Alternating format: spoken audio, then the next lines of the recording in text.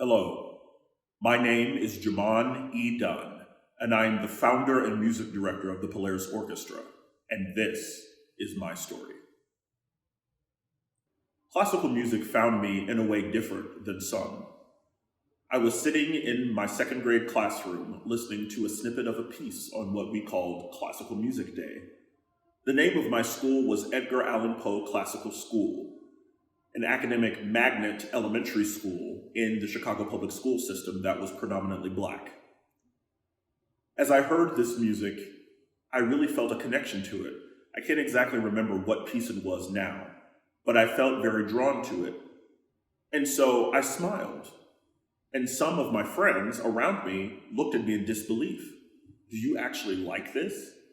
they inquired. I felt like I needed to sort of downplay my interest because I could hear the notes of disdain in their voices. And so I said, "No, I don't know what this is. And, whatever, it's a sound, sure."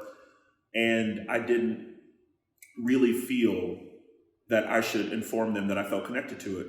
And thus began somewhat of the ostracization I felt as a person in the field of classical music. The first sort of against me attitude I ever encountered was that of my peers that looked like me.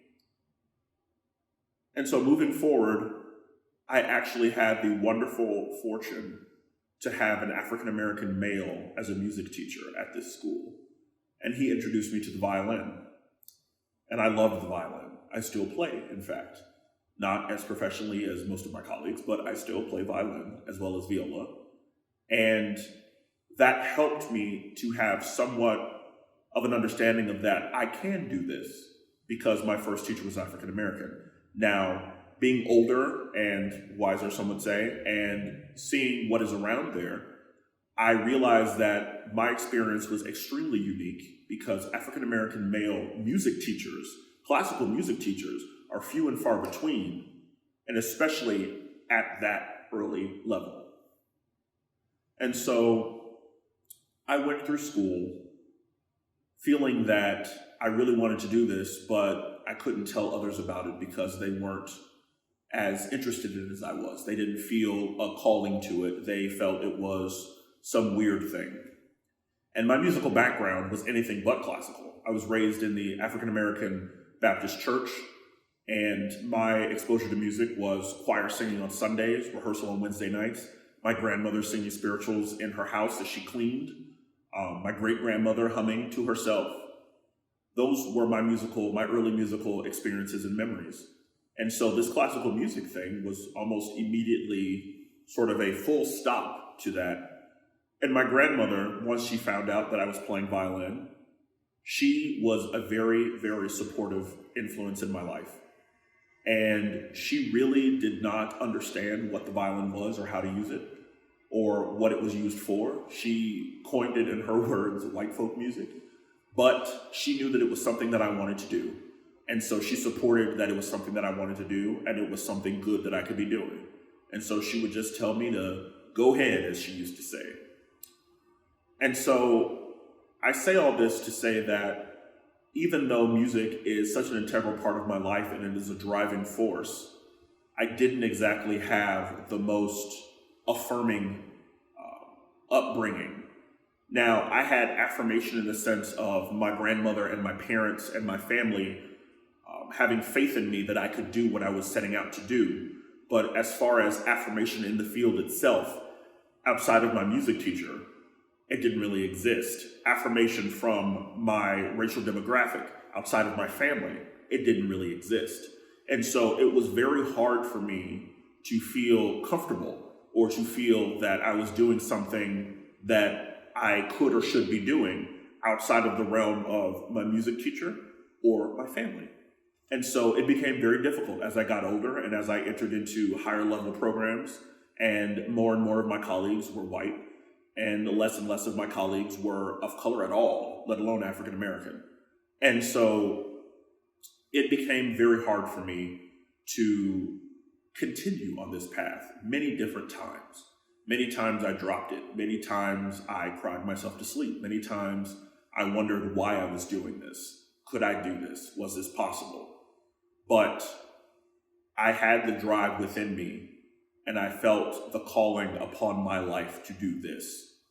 And when starting Polaris this past summer, in the midst of this pandemic, all of my experiences, all of my feelings, all of my struggles had come to a head. And I realized that it wasn't up to me to make a decision that could affect everyone around me and people on the next level. And what I mean by that is, I did not have the pleasure or the ability to say, I'm going to give this up. I'm not going to do this. Because many people have told me that I have meant a lot of things to them in terms of the field of classical music, which I don't, they tell me this, and so I take it as their word. I don't view myself sort of as some, larger than life inspirational figure. That's not how I view myself. But people tell me that I make a difference for them.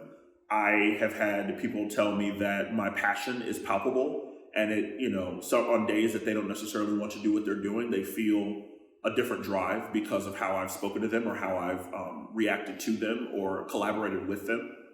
And so I realized also too, the third and final thing is that this is my life. This is so much a part of me, I cannot put it down. No matter how many times depression attacked and had me drop this as something to do in my life, I would feel the inevitable call to pick it up, pick myself up, dust myself off, and keep going because it's what I needed to do. And so starting Polaris is me making the decision that if I don't do it, who else is going to? I have to be that help for the people after me.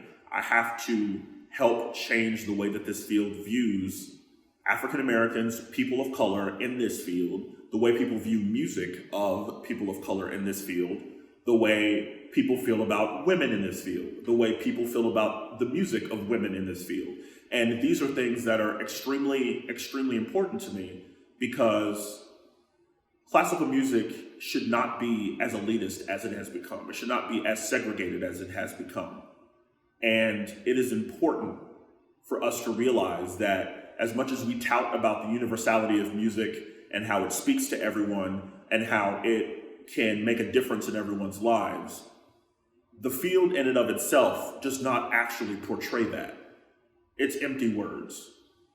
And so Polaris as an organization, Polaris as an ideal, Polaris as a change and a move for the future is to change that. Is to make the words actually have weight to them.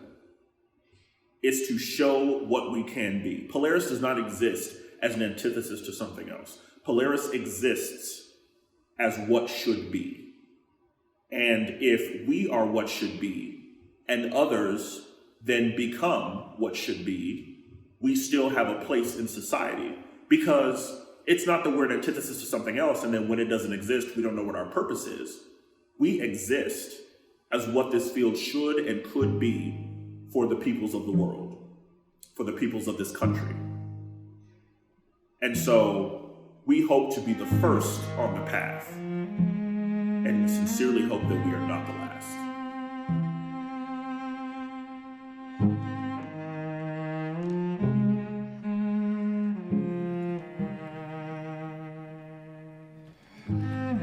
If you would like to help the Polaris Orchestra continue on our journey, please visit our website at polarisorch.org. That's POLARISORCH.org. Please hit that donate button and give as your heart desires. No donation is too small, for every dollar counts. Please also take the time to visit and subscribe to our YouTube channel, Facebook page, and Instagram page. We will be posting weekly throughout the remainder of the year on Tuesdays and Fridays. We thank you so much for listening. We thank you for supporting us, and we look forward to sharing more of our lives and our music with you.